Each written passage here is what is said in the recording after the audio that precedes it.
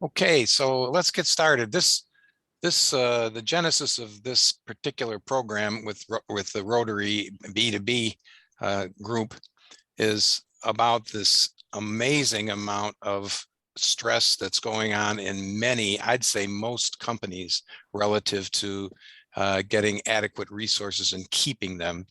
And some tips that I've been getting through my reading and through my leadership work that I think are useful for leaders to think about operating in a somewhat different way in this environment in order to basically survive the next year. It's not going to be, it's already very unhealthy, and it's probably not going to get better anytime soon.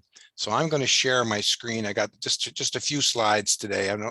It's not a lot, but I'll share what I've got.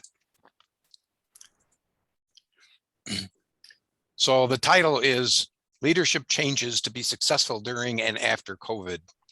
And it's really revolves around having the right kind of culture. Let's just take a look at some of the things that are going on that people are enduring or companies are enduring already. Believe it or not, 4.4 million workers resigned in September. I was shocked to see that much in 1 month, but that's what's been going on. And if you happen to have, and by the way, the people who are resigning are good people. They're not the dregs. They're good, strong people, and they have the opportunity to get other jobs if they want. So companies are losing amazing amount of resources. Now, if you couple that with the supply chain crisis that's going on at the same time, where you can't get parts, you can't get supplies, et cetera, et cetera. Of course, the COVID-19 situation, which it seems to get better and then it gets worse. And it's just, we're just in a worse cycle right now. I know in my neighborhood, we've lost 2 people just in the last couple of weeks. So it's scary. Our inflation rate is going up. It's now over 6%. So we're having to deal with that. And coupled with that, and maybe as a part of it, is the violence situation that we're seeing in communities all over the place. The number of homicides is up. I think it's over 70 now for this year, which is a new record. So we are in amazingly rough times in every dimension that you can think of. And I said, I think it's the most impressive challenge to business in the last 80 years. Since the Great Depression, I would say. I can't think of a time when it's more tenuous. So by the way, if anybody has any comments and would like to make a comment on any of these slides, feel free to jump in, just raise your hand or just say, yeah, go ahead. Real quick, Bobby, you were saying the COVID-19 are do they relate this 4.4 million workers at all to people who were asked to get a vaccine in order to continue working at a location and they refuse, or is it just, it's all over the place? There is no anything they're tacking it to. Yeah, that is part of it, but it's not the majority of it. The majority of it is people just saying, hey, I can do better, or I can, my life is not going to be like it was at this particular place. So yeah. That's most of what it is. So for the message that I have, and I'm trying to get to as many leaders as I can get, is that we're in uncharted territory right now. It's not like it's coming, it's here, it's on us, and our survival, any organization, depends on the actions and the behaviors of leaders. That's what has to change, and it has to change immediately. And I'd say, don't look the other way, your iceberg is melting. I forget who wrote that book, but there's a book called Our Iceberg is Melting. And there's systems problems throughout all of these things. So the purpose of this program is to just have a few slides on what can leaders do to stem the tide in 2022. Yeah, Kathleen.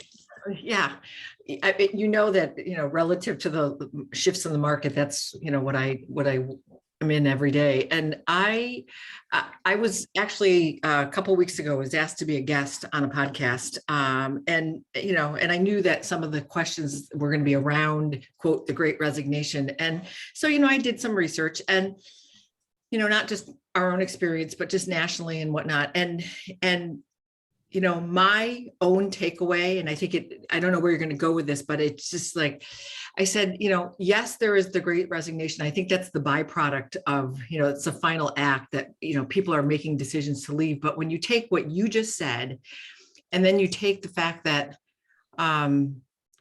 sadly, we've lost over 700,000 people in this country. Some of those were not elderly and in nursing homes and unskilled, but people right in our lane, right in that professional lane, Yep.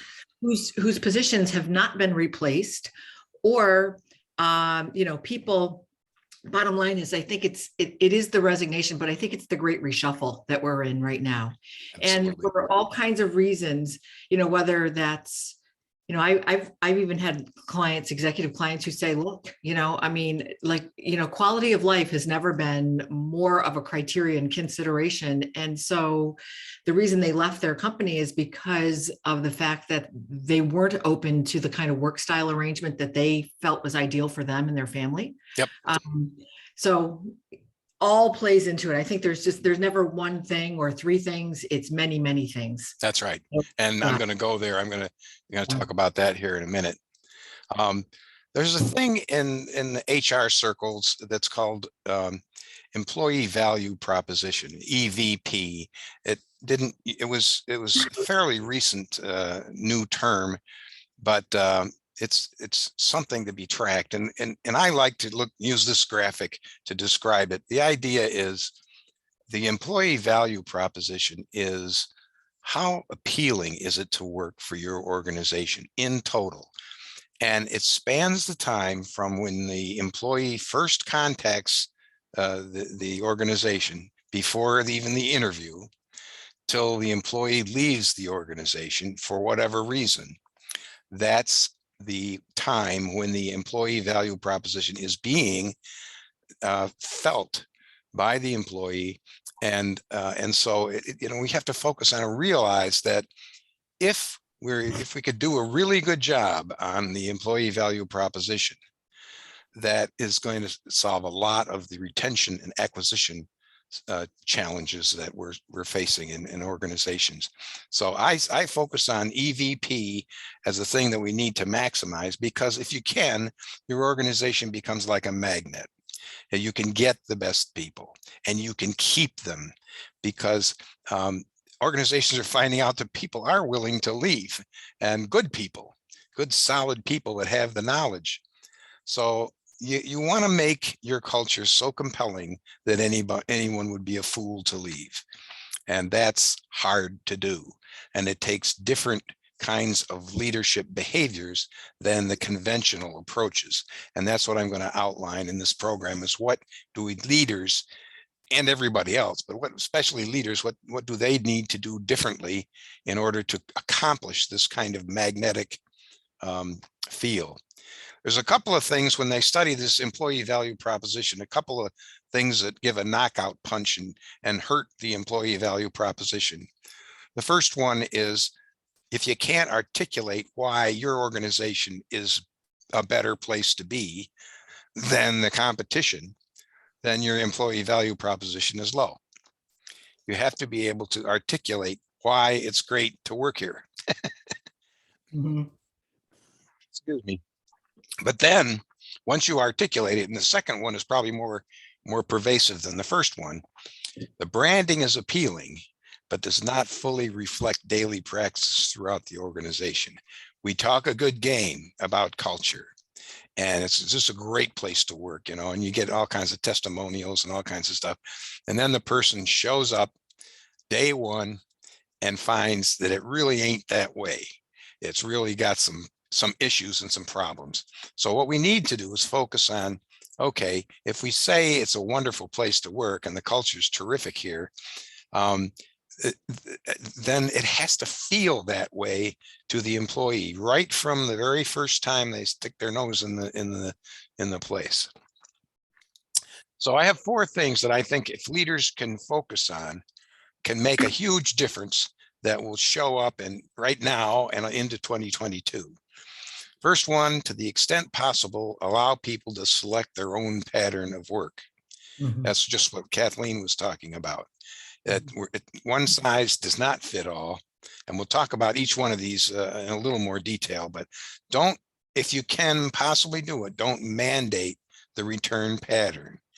Do it by individual, let the individual have their say.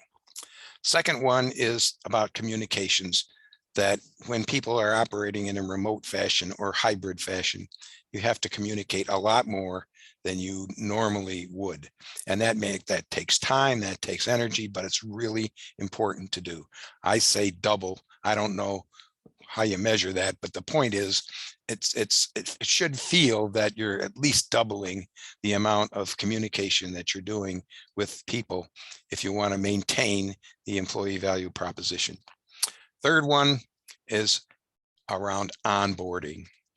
Most organizations have an onboarding program, but when you take a look at it, that person comes in the door on day one and they get an instruction book or they get something to read or watch and a study buddy or something like that. And it's like they don't even talk to the big boss. And it should be much more robust, the onboarding activity. So I have some tips on onboarding. And then the fourth one is around safety, and safety in 3 different ways.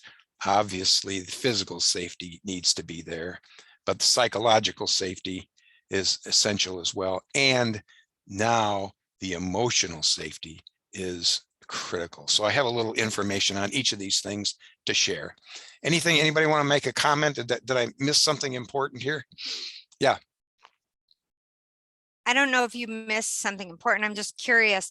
You were saying that double the communication with remote people. What I'm hearing is that people, both total ends of the spectrum. Some people are so more productive at home because they can control their own schedules and they can feel like they actually want to give more because they're grateful, and they work in the evenings, they work on the weekends because they can have that shift of what works for them, but they're still loyal and want to put in the time. And then on the other side, people are taking advantage of it and not canceling meetings at the last second, or just because internal leadership isn't talking, that it's not, one person might be slighted that a meeting was canceled, but then 3 other people leadership, the meeting was canceled, but they don't talk to each other. So they don't know that that's the case. Is there, I guess, is there things being put in place to just do checks and measures? Because in the beginning, we were all kind of thrown into all this. But now our company's getting much better at doing like regular evaluations and such for remote? Some are, but I think they're in the minority. I think the majority are not doing very well. Kathleen, you wanted to say something? Yeah. Just last evening, I had to prepare a client for a meeting today. And one of the primary reasons that she is actually choosing to move on is she said, she goes, we used to have, before COVID, we used to have a very cohesive, professional, relative, high trust environment. And she said that, in this year and a half, where we've gone home and whatnot, she said, what I don't appreciate after being a professional for 30 years, who's always been honorable and delivered results, is that I have to double back now because I'm not in the office and I have to provide all kinds of extra information that is, because this is the organization. She's not in a function where she's working on a CRM, but she has to provide a summary to almost justify her existence while she's home because she's not in the office. And she never even had to do that when she was in the office. So I think that, Bob, you would certainly appreciate this, but the, levels of trust have really changed. Yep. I'm not gonna say, have really changed. And so people are, and she said it was easier. She goes, it was easier when I was going to the office. But your first comment about, not mandating, I think there are a lot of companies right now who are still figuring this out. A lot of companies have no intention of being 100% virtual companies, but I think they're trying to figure out their blend because, you are going to have some people whose functions require them to be on site. And then you're going to have those people who really will work remote, but then a lot of other people, if you really ask them, they want some kind of hybrid. But I think the difference now is they say, instead of it just being my choice, I want to just be more intentional about why I go into the office. Sometimes it really does make sense to meet with people around the table or just to, bring certain people in. But I think that's the autonomy that people want, is to be able to be trusted to use their professional judgment. Exactly. Yeah. And I think right now it's really hard to have trust. One of those people I was talking about, she's high up in UPS, and they are feeling that they are being made to feel that a lot of this supply chain issues is on them when they have no control because it's so many pieces before it even gets to them. Right. But they are being asked to produce, make it happen. And it's like being guilted because you're home, but you have no power. So I think companies, really have to make cognizant decisions of what reality is. And if it's that they don't want to pay them because their butts aren't in the seat at work, even though that would be the same. She said, fine, have me go to work, but I still am going to be able to do the same amount of work because it's just out of her control. But Yep. Oh, yes, Kathleen. Kathleen, number 2. I would have a comment about the communications. I would caution that wouldn't be too many emails because that really stresses people out to have too many emails. Yes. And there's Great. an awesome book about that called A World Without Email by Dr. Cal Newport. And so I agree totally that communication is huge, but that it might be a phone call. It might a thing that I discovered, Loom, where you can do a video message, then email it to somebody so they can see you, and then it gives that connection, because I know that people miss the connection with people. But if you're doing communication via the phone and video and the Loom messages, then it's better, because too many emails stresses people out. Oh, absolutely. I wrote a whole book on that. Okay, let's move on.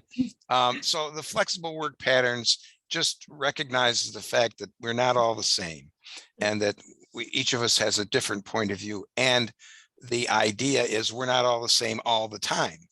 So I want flexibility. I want to be able to chart my course and be trusted to be able to make the right choice and contribute the way I have to. So you have to take individual differences into consideration. That enhances empowerment and satisfaction. If I get to choose what I'm doing, then there's a whole lot less stress in my life being impressed upon me. So it leads to higher trust, and higher trust always leads to higher productivity. So you can't always do it in some machine-paced environments. It's not as easy to do as in an office setting, for sure. But there's some creative ways of scheduling people so that you actually can do it in a production environment. So, but the idea is have flexible work patterns if you can, to the extent you can, and explain to people why if you can't. The communication, they basically, if people start to feel isolated, that's the problem. And so the leaders need to communicate. I say double that. My observation was, and this goes way back to my Kodak years back, and I would notice that when things were kind of dicey, when people were upset or they were insecure for whatever reason. Maybe there's a rumor going around about a benefits change or something. When people are upset and on edge, managers and leaders tended to want to go and hide in their office. They tended to want to not be out there with the people because they might get asked questions that are difficult to answer. and they don't want to lie to people, and yet they don't want to make themselves vulnerable, so they sort of hide. And I always tried to teach my leaders exactly the opposite. When things are dicey, you need to double the amount of time you're spending out on the floor with people. And be honest, you can't, there's some things that you can't say, and if you can't say it, you have to say that. But the interface time needs to be much higher rather than lower. And if you do that, you build a little more trust. So times of stress, you spend double the time. Show empathy. And this issue of body language is huge, and it's huge also in the virtual world. We interpret much more when someone's talking with us. We interpret much more from the body language than we do from the words that are being used. The body language is the biggest section.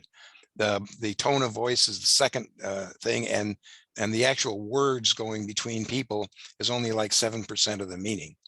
That Albert Morabian discovered that back in 1957, I think it was, at UCLA.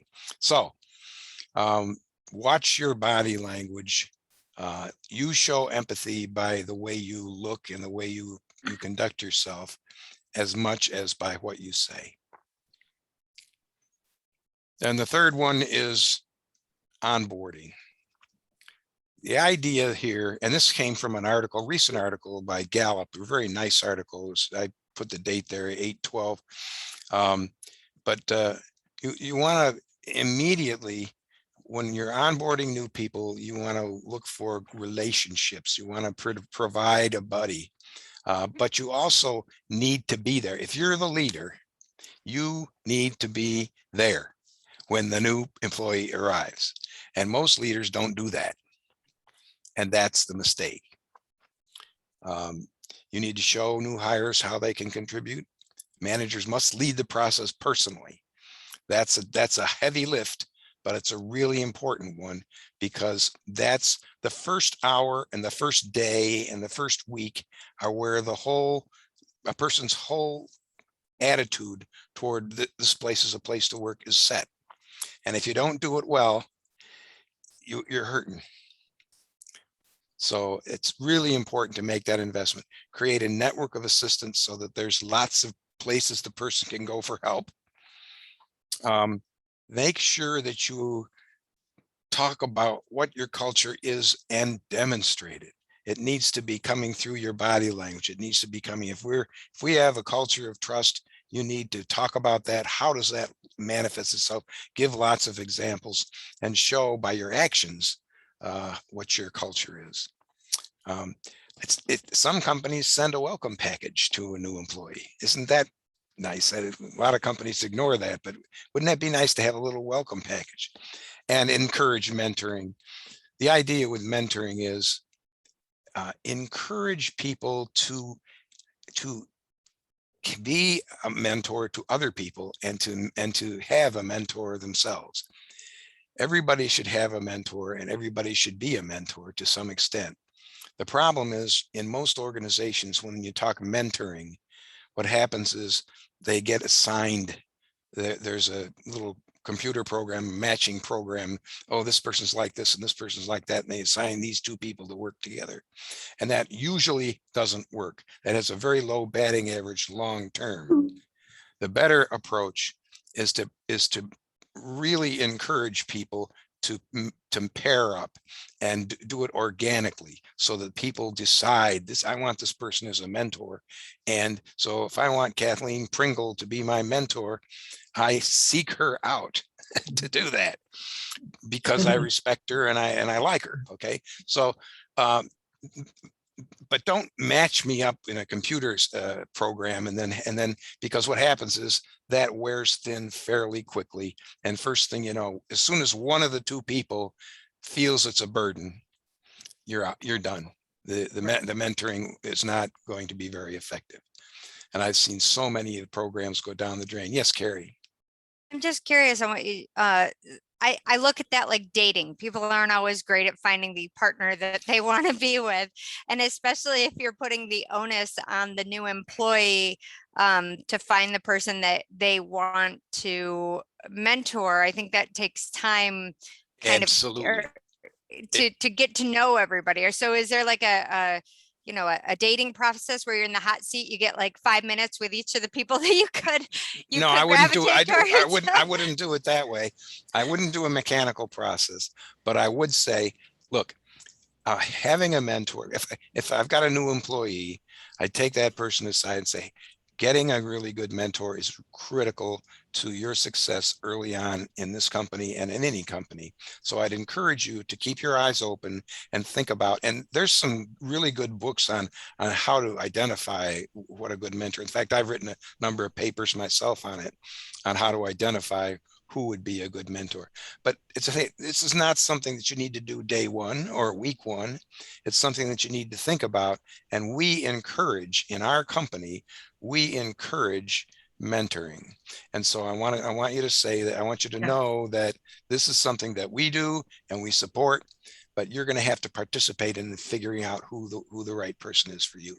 Are you finding that quite often that people are open to mentors? I was just talking to my niece yesterday, who's kind of ahead of the curve because of who her dad is. He's a CEO and stuff, that she is open to feedback and she is actively going out and talking to her the head of department. She's not inhibited, she's at all, to go out and make contact with these people that will change her life. Which, when I was in her position, I thought I was bothering people, or I had no clue I could reach out. I didn't have a good relationship at all with my who sets your schedule and all that, just like a counselor type person. And I'm impressed that she has no disconnect at all with the idea of communicating with people above her will actually push her higher. And she has no inhibiting factors. It's just her go-to, because she's been brought up that way, is ask questions, go. Do you find that it's more common now for people to have the drive or take away that barrier of to go higher and actively pursue, or is it? Well, if they don't, I think what you want to do, and I'm speaking to leaders here and saying, if you're a leader, you need to think about this culture of mentoring and encourage people to be mentors. What you want to be, I'm currently mentoring about 10 people. And I'm writing a series of blogs on, I call it Mastering Mentoring, because I came to the conclusion that if we have if we have not enough really good leaders in this world, it's not because there are not enough good candidates. It's because there aren't enough good mentors. So you're actively talking, you're talking more about not just employees in general. You're talking about more the leadership roles within the employees. Well, I'm talking about leaders I'm talking about trying to get a culture where mentoring is the norm. Okay. And mentoring is accepted. Yeah.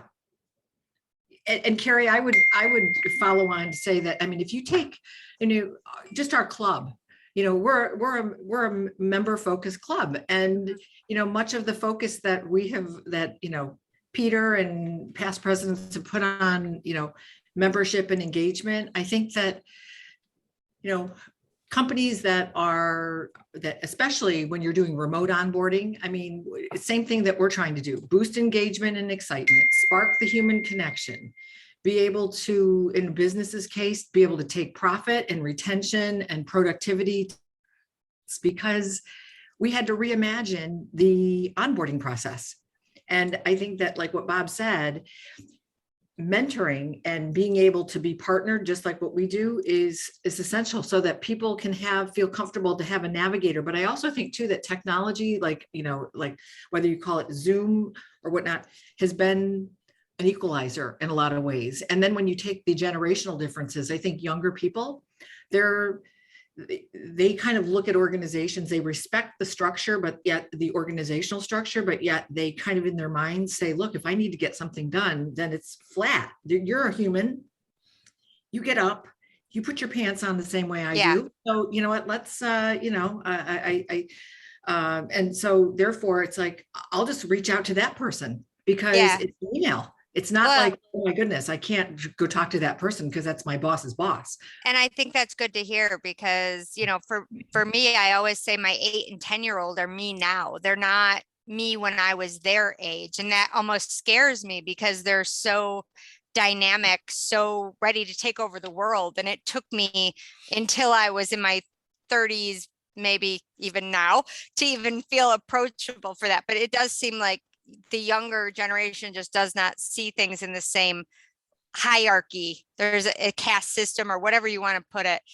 They seem much more led not by that is not the anxiety anymore, I guess. Yeah. Great. Let me move on here to the issue of safety. Physical goes without saying. We just, if we're not providing people with a physical safety feeling, then we're not doing our jobs, and that's a baseline. Psychological is the one that really has the most to do with trust. That I say reinforce candor and make sure people feel if they express their feelings, they won't get punished. The idea is, and I've written about this in all of my books, that if a leader is smart enough to be able to understand, I use this little button all the time, that if I'm a leader and I make a statement or a decision, I'm wearing this button because the decision is coming from my brain. And therefore I believe that what I've decided to do or what I've said is right. That's the way it is. What I need to do is understand, because if somebody else says, I don't agree with that, that's not consistent with our value about how we treat people or something, then I'm going to come at that person in a very negative, I'm going to punish that person in some way for being candid about, disagreeing with my thing because I believe I'm right. So what I need to teach leaders to do, and this is my whole life, is what I do, is teach leaders that when an employee challenges something that you have decided, instead of jumping down their throat, you need to listen. You need to, first of all, you treat that employee with respect. It doesn't mean that the employee's wrong because you say you're right. Listen to the employee, understand that point of view. Maybe you want to get some input from other people. Maybe you want to say, oh, well, let me just sleep on that a couple more days or whatever. The point is that if you're a leader, if you can make people glad they brought it up, if they bring up a contrary opinion, rather than jumping down their throat and punishing them, make them glad they brought it up. If you can do that, then trust grows spontaneously. So when I do my little things in front of groups, I give the leader one of these things, and then I give everybody else in the room one of these things. They all take them home and they love it. Can I have one for my wife too? What did that say? How did it? It says, I am right. I'm right. I am right. So it's just a gag that I use, but people love it. And it really sinks into the gray matter that if I'm a leader and I say something or do something, and then somebody challenges that, I have to see the invisible I am right button that person is wearing.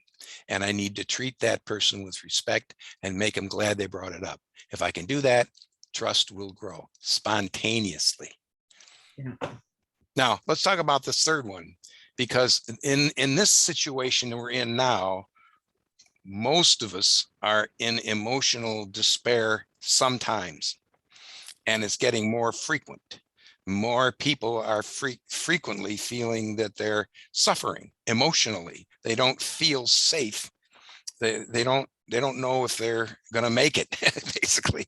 And so there's some systems in our society that can be helpful there.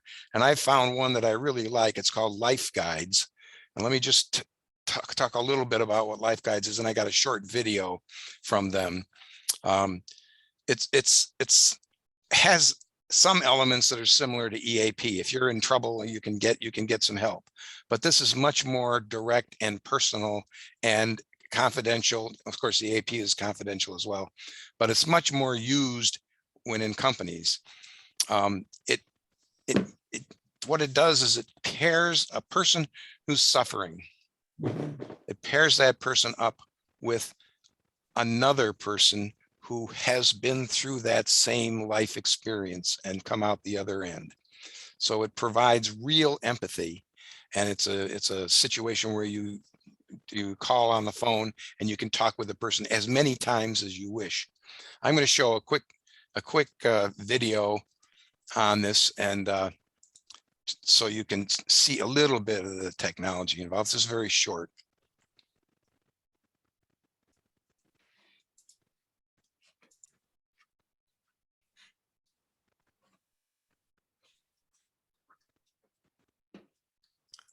Why can't I see the thing? There it is. Can you see the video? Yep. Yes. Okay. Hopefully you can hear it too. Hopefully Hasn't great leadership always Can you hear that? Yep. Yeah. Okay. meant looking after your own?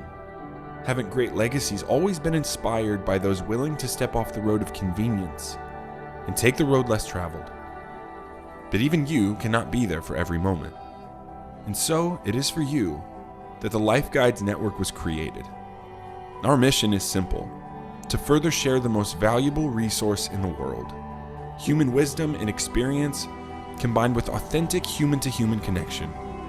And through our Guides Network, provide it to those who need it most in your team. We fill a key gap in human resource benefits that deserves and needs to be filled. Our guides help navigate employee life challenges by the eternal power of shared life experience, empathy, and listening. We use a model as old as the mountains, one that has always worked to receive support and to find wellness.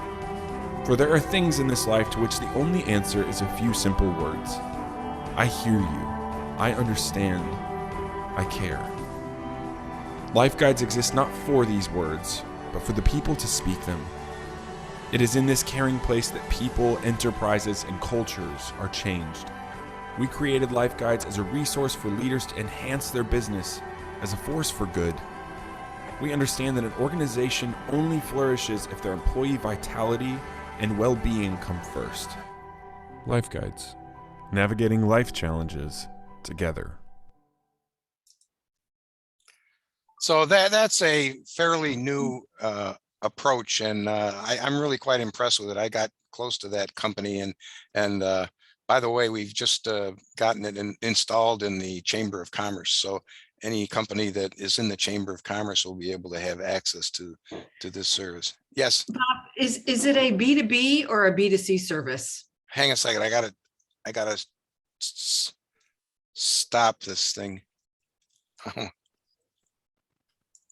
I gotta turn it off.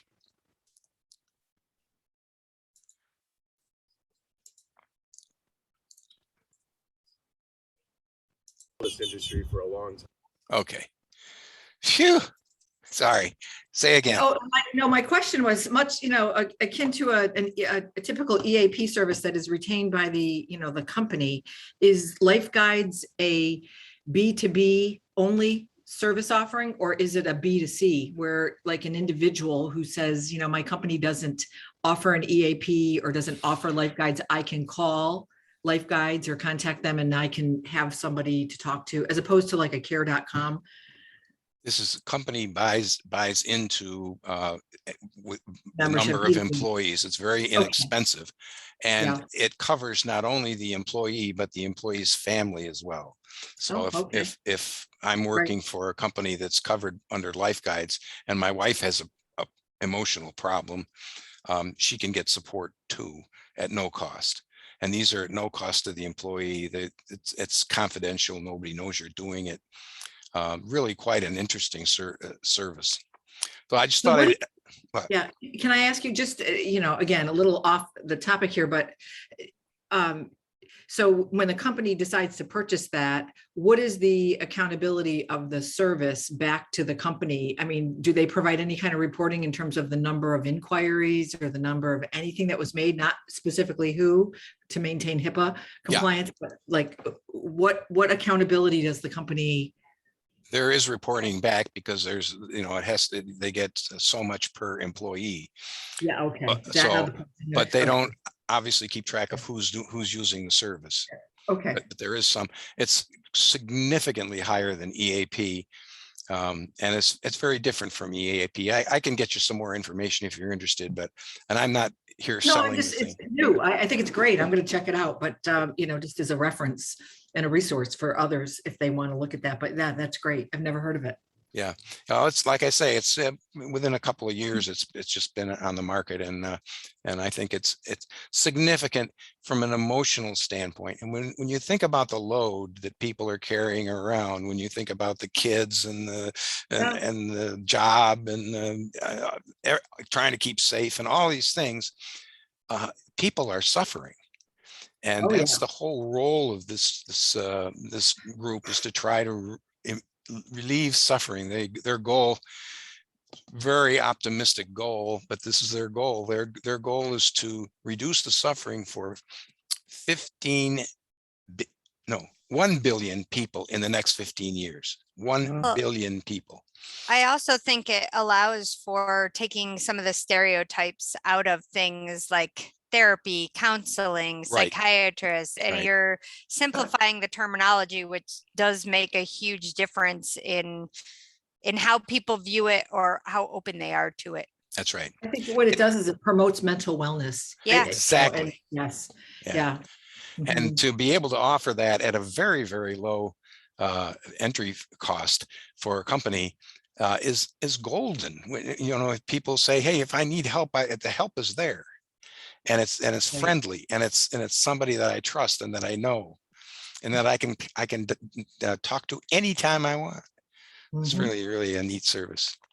Anyway, that's my program on the things that organizations and leaders need to start doing if they're going to really survive this great resignation.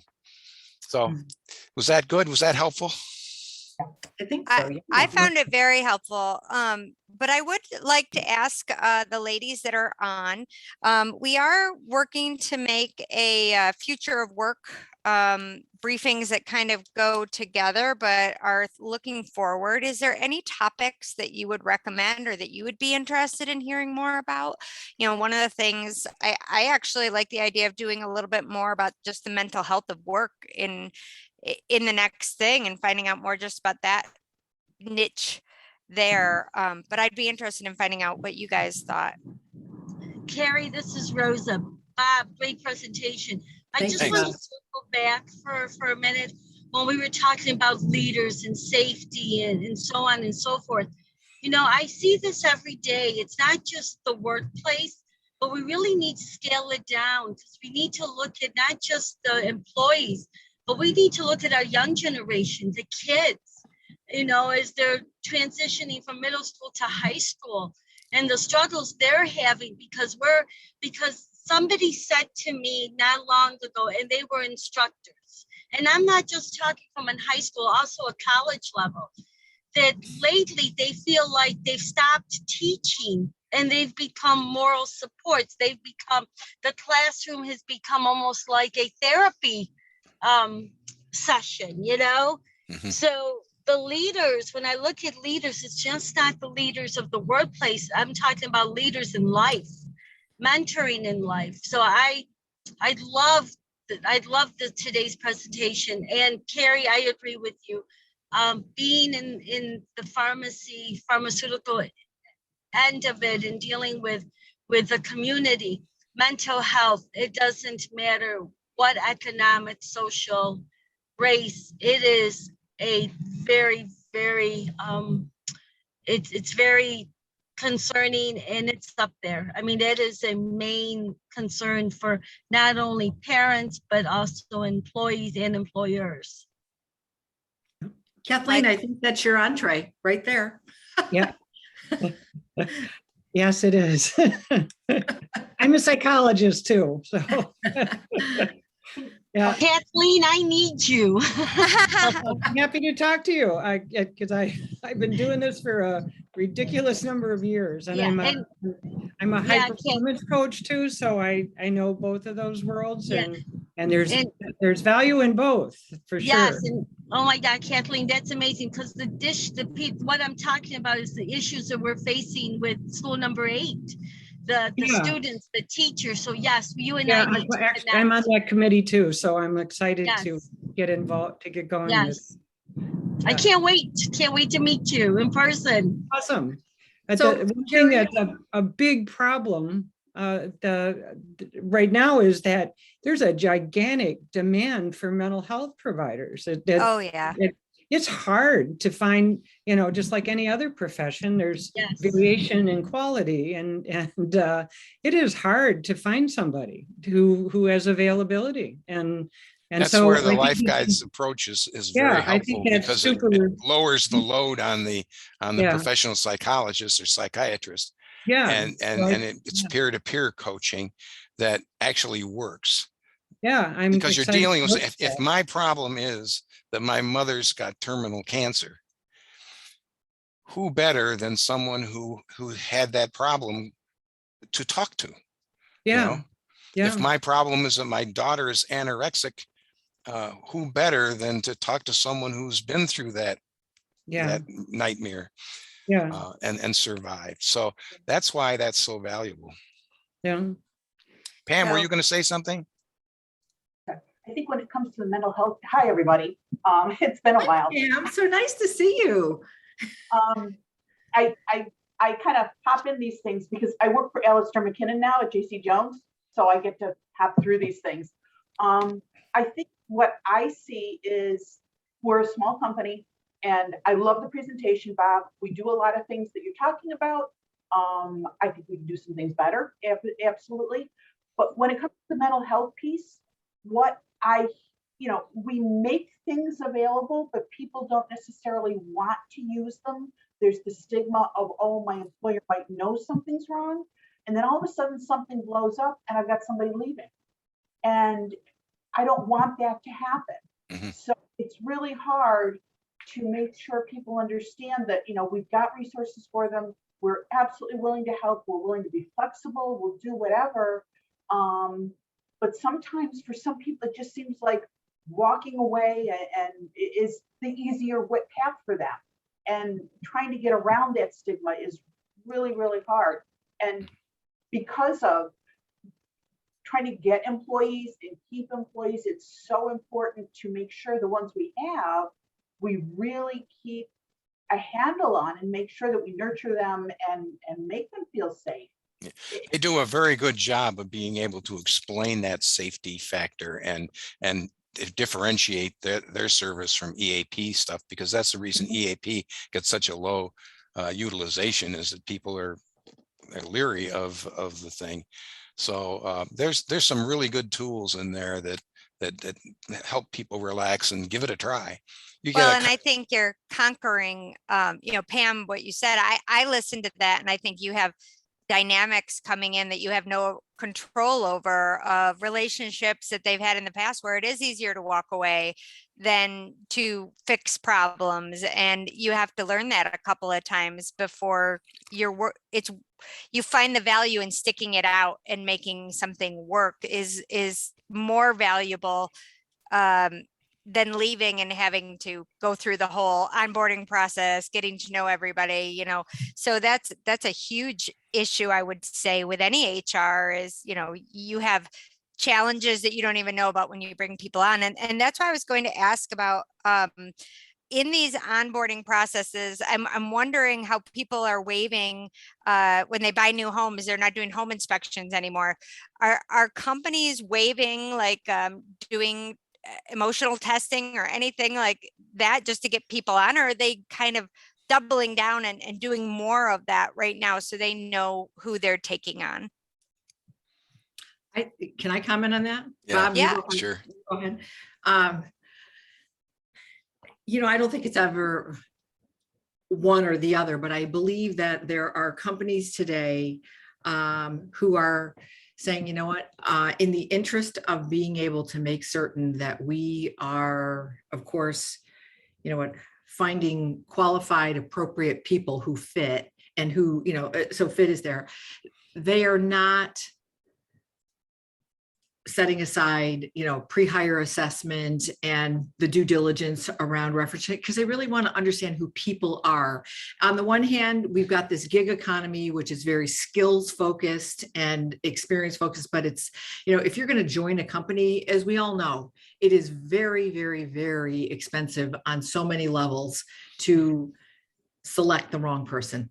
Well, and you say that, Kathleen, and I go back to what I kind of get Optimax through osmosis is how I put it. But what they always say is you can teach skills. You cannot teach relationships. Values, yeah. And values. And they will do a 3 times you're out, where they'll actually pair you with a therapist to help you deal with challenges that you're having with the internal team. But they do a ton of internal skills building. They figure that's kind of part of the package, but it is to have a gig economy that focuses on skills. I think you're losing right from the beginning. And I think that goes back to what Rosa was saying, in that they should be teaching in a school level how to have emotional health, how to have communication skills, how to the value of being engaged and not surface, and the place that my kid goes right now, they just started to implement, kind of a health way of thinking of communicating, and they were doing it more for bullies and stuff like that. But I think just like math, I believe in kindergarten, first grade, second grade, you should be teaching those things right from the get-go. There's such a huge importance to just development and understanding of how people work, and people are the core. Math skills are great. They'll get you so far, but people are the core. Well, we're human beings. We're not human doings. And and to your point, Carrie, I think you all know, Kathleen maybe less so, but Pam. And for those of you who don't know, Pam used to actually work with us in our Rotary office, and she was. Oh, that's right. Hi, Pam. Yeah. I keep looking at you, and I'm like, she looks familiar. Yes, it's always so nice to see you, Pam. But it's just part of. I'm right in that process of planning next year, and. This is when it happens. And, I was on a panel for Rotary. It was like a Tuesday lunch, and we put this panel together. And, I remember what I'd said at that time. I said, Rotary, Rochester Rotary right here in front of an entire group of people. I said, is the safest place for us as leaders to practice our leadership, because leadership is a practice, right? Just like your yoga is a practice. It's not an event. This is an event. And you're strengthening that muscle. Yeah. And I am very much about mental wellness. For years and years, that's one of those other things aside from our club that I have always dedicated time to is mental health and mental wellness. And so that is going to be woven into some of our theme next year and program. But I think you asked the question, Carrie, about like relative to B2B kinds of programs that would be of interest. And I think that, I remember early on during COVID, I'd read an article about surge capacity, human surge capacity. And, we talk about that in business all the time. And yet at the same, there's the human element of that. My son is a kindergarten teacher, and we talk often, and he said, Mom, the difference right now, he's like, my kindergartners were not in school last year. If they were in a pre-K program, it wasn't the typical pre-K experience. And he said, what I'm noticing this year, and it is a form of, PTSD, if you will, is that my students this year, because if they were home, they were absorbing the stress okay, because they weren't elsewhere. But he said behaviorally, he said, my kids are so, as opposed to other classes, other years, and he's been teaching for a long time, he said, aggressive and impatient. Yep. He had a little boy, he teach, like 5-year-olds, 6-year-olds. He said he had a little boy who came up to him and pushed his juice box right into his chest and said, open this, please. Meaning like, Yeah. because he said, please, he figured that made it okay. You're so funny because I told my kids I don't want to hear sorry anymore. Yeah. Because they say sorry, they think it's okay. No, I want you to say, I'm sorry, I didn't mean to do that. How can I help? Take it the next thing. But Yeah. I think but yes, I think some way talking about capacity, some way talking about health, communication skills and how all that, and Kathleen, I challenge you to take it one step farther beyond emotional health and do the 9 pillars of wellness, because I think that's where it could actually be. Yeah. I think that's where you could bring, there's so many people that kind of fit those different pillars within Rotary, and we could uplift as well as educate. And I think, Sure, I wasn't going to give it all away. let me do it for you. I don't even know. Past the hour, so I'm gonna stop the meeting now. But thanks everyone for hanging in there with me. I hope this has been helpful. Thank you, Bob. We've got a recording of it so we can get it on the website and stuff like that, and other people can experience it as well. Okay. Sounds thanks, great. everybody. Thank you, everyone. Have a great day. Bye-bye. Everyone. Happy Thanksgiving.